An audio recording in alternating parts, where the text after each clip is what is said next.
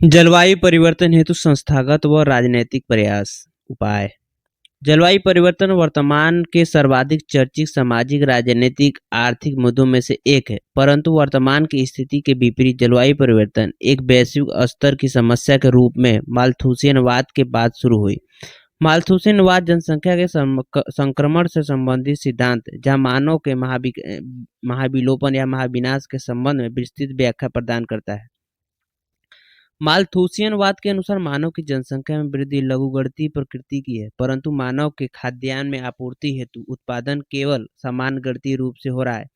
लघुगणतीय जनसंख्या वृद्धि व सामान्य खाद्यान्न वृद्धि के मध्य अंतर व भीषण अकाल व दुर्भिक्ष के कारण मानव की अधिकांश जनसंख्या के विलोपन का कारण हो सकता है। माल्थुसियनवाद ने जहां एक ओर हरित क्रांति की अवधारणा को आधार प्रदान किया, वहीं नव माल्थसवाद मानव के पृथ्वी पर स्वच्छ तथा समग्र विकास की अवधारणा को सशक्त बनाता रहा। नव माल्थसवाद से आई चेतना ने औद्योगिक क्रांति के क्षेत्र में पर्यावरणीय चर्चाओं को मुख्य धारा का विषय बनाया, जिसकी सबसे महत्वपूर्ण परिणति अमेरिकी किताब द साइलेंट स्प्रिंग रही। 1960 में प्रकाशित यह किताब संपूर्ण वैश्विक स्तर पर पर्यावरणीय शिक्षा व जागरूकता को प्रेषित करती है। साइलेंट स्प्रिंग की थीम नेचर वर्सेस ह्यूमन, मानव द्वारा किस प्रकार से प्रकृति में हस्तक्षेप किया गया, इसकी विस्तृत व्याख्या करती है। साइलेंट स्प्रिंग किताब से आई जागरूकता ने वैश्विक सम्मेलन हेतु सशक्त आधार प्रदान किया। स्टॉकहोम सम्मेलन 1972। यह सम्मेलन वैश्विक स्तर पर प्रथम सम्मेलन था जिसमें पर्यावरण के संरक्षण हेतु प्रावधानों की चर्चा की गई। 5 जून 1972 में आयोजित यह सम्मेलन सभी भागीदारी देशों को निम्नवर्णित मुद्दों पर अबाध्यकारी नियमों को अपनाने हेतु कटिबद्ध करता है। पहला है कि राष्ट्र अपने वन तथा वन संसाधन एवं संरक्षण का उपाय हेतु कार्य करे। दूसरा है कि वन संसाधन प्रबंधन हेतु वैधानिक प्रावधान किए जाएं। तीसरा है कि वन जीव विशेषकर संकटग्रस्त श्रेणी के वैधानिक प्रावधान किए जाएं। चौथा है कि सुनियोजित वैधानिक कार्यकारी ढांचा बनाते हुए राष्ट्रों को सलाह दी गई थी। स्टॉकहोम सम्मेलन की सबसे बड़ी उपलब्धि पर्यावरण संरक्षण को देशों में राष्ट्रीय मुद्दे के रूप में स्थापित करना रहा, परंतु इसकी सबसे बड़ी विफलता प्रावधानों का अबाध्यकारी प्रकृति का रहा। स्टॉकहोम सम्मेलन में किए गए प्रावधानों के आंकलन हेतु 2 बार वैश्विक स्तर रिपोर्ट प्रेषित की गई, 1982 व 1990। वैश्विक आंकलन रिपोर्ट ने पर्यावरण संरक्षण हेतु किए गए कार्यों को अपर्याप्त घोषित किया।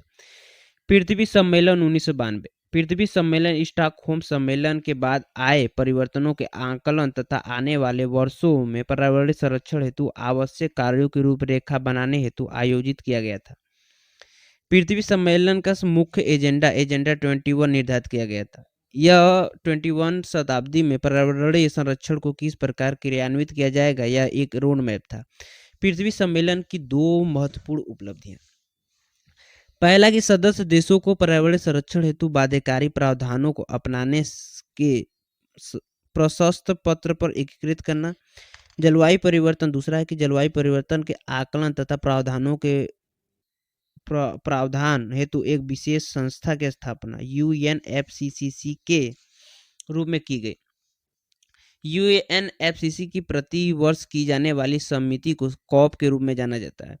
कुछ महत्वपूर्ण सम्मेलन यथा COP 3 Kyoto protocol, COP 11 Montreal protocol तथा कॉप 21 पेरिस समझौता रहा।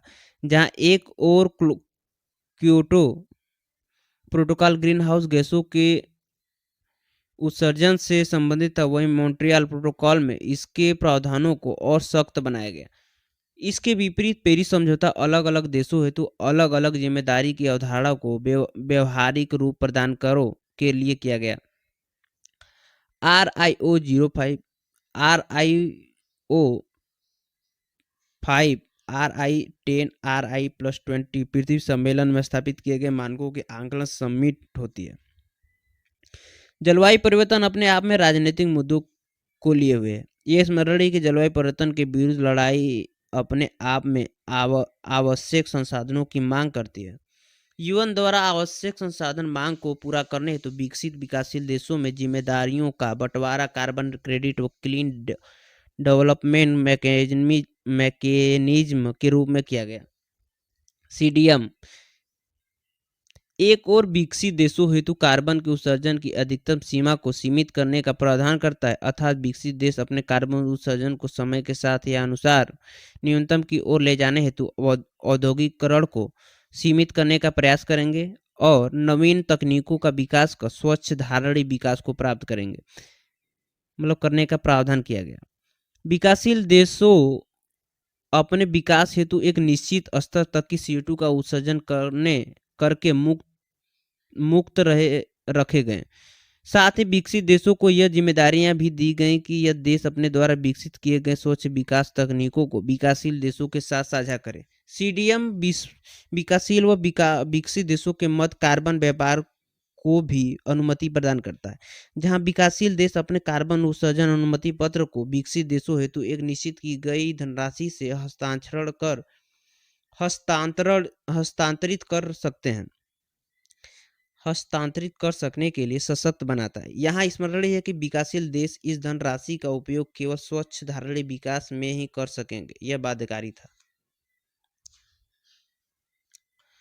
कार्बन क्रेडिट ने जलवायु परिवर्तन के विरुद्ध लड़ाई को अत्यधिक सशक्त बनाया। यह भी परोक्ष रूप से यह भी सुनिश्चित किया कि जलवायु परिवर्तन के विरुद्ध प्रयासों की लागत विकसित व विकासशील के मध्य किस प्रकार से होगी। जलवायु परिवर्तन हेतु जिम्मेदार पक्ष, जहां एक विकासशील देश जलवायु परिवर्तन हेतु विकसित देशों द्वारा औद्योगिकरण से उत्सर्जित कार्बन डाइऑक्साइड को माना गया, जो कि व्यवहारिक रूप से सत्य भी है, परंतु जिम्मेदारियों को एक तरफा देख पश्चिमी देशों द्वारा भी जलवायु परिवर्तन का कारण मीथेन गैसों को भी माना गया। स्मरणीय कि मीथेन गैस, जिसका ग्रीन हाउस पोटेंशियल CO2 से 28 गुना अधिक है, कृषि व पशुपालन द्वारा उत्सर्जित माना गया, तथा स्मरणीय कि यह उत्सर्जन मुख्य रूप से पूर्वी देशों विकासशील देशों द्वारा किया गया। यह प्रयास जलवायु परिवर्तन के विरुद्ध जिम्मेदारियों को पूर्वी देशों की ओर पुनर्वितरित करने को माना गया, परंतु स्पष्ट रूप से यह विदित है कि मीथेन यदि कृषि व पशुपालन द्वारा उत्सर्जित की गई है तो इस हेतु भी पश्चिमी देशों का योगदान पूर्वी देशों से अधिक है। स्पष्टीकरण, विश्व की कुल कृषि योग्य भूमि का आधे से अधिक मानव खाद्यान्न हेतु ना होकर पशुधन हेतु उपयोग किया जाता है, अर्थात मांस उत्पादन, जो कि पश्चिमी और विकासशील देशों का मुख्य गतिविधि मानी जाती है, से मीथेन का उत्सर्जन है, यह स्पष्ट रहा।